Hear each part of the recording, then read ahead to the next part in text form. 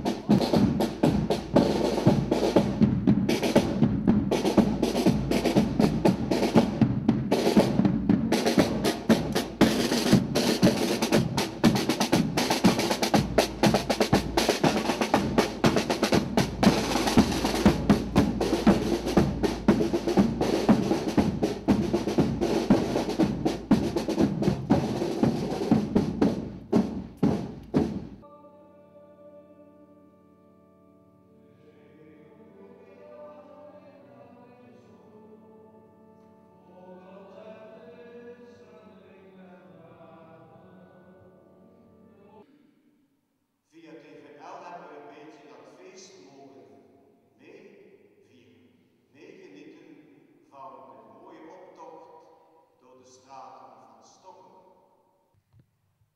Als mensen zijn wij op elkaar aangewezen, maar wij erkennen dat wij in ons dagelijks leven te weinig met elkaar begaan zijn. Heer, verder met ons.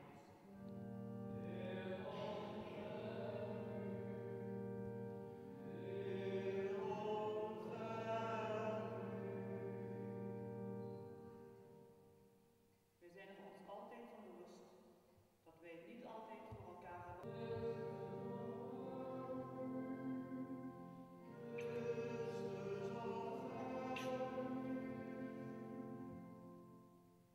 Wij hebben de inzet van anderen te weinig gewaardeerd en de Heer niet erkend.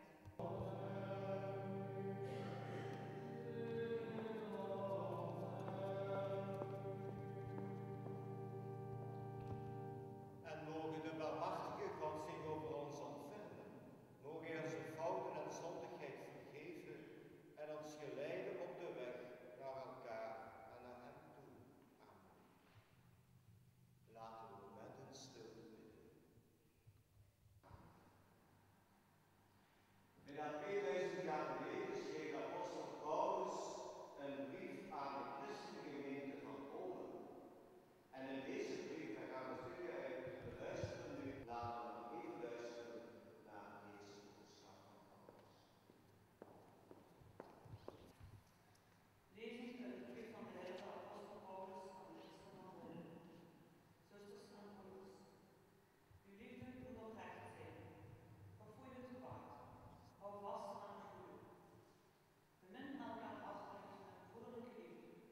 Probeer elkaar op leeftijd te overtreffen. Laat uw eigen niet verflauwen. Wees vurig van geest en dien de Heer. Laat de hoop u blij maken. Hou stand in de onderdrukking en volhard in gebed. Draag bij op de noden van de heiligen. Leg u toe op de gastvrijheid. Zegen hen die vervolgen. U moet hen zegenen in plaats van hen vervloeken. Wees verheugd met hen die zich verheugen en wees met hen die wenen. Leef in harmonie met elkaar. Wees niet hooghartig, maar wijd u aan eenvoudige taken. Wees niet eigenwijs, vergeld niemand met kwaad. Heb het goede voor wat met alle mensen. Leef voor zover het in uw macht ligt, met alle mensen in vrede.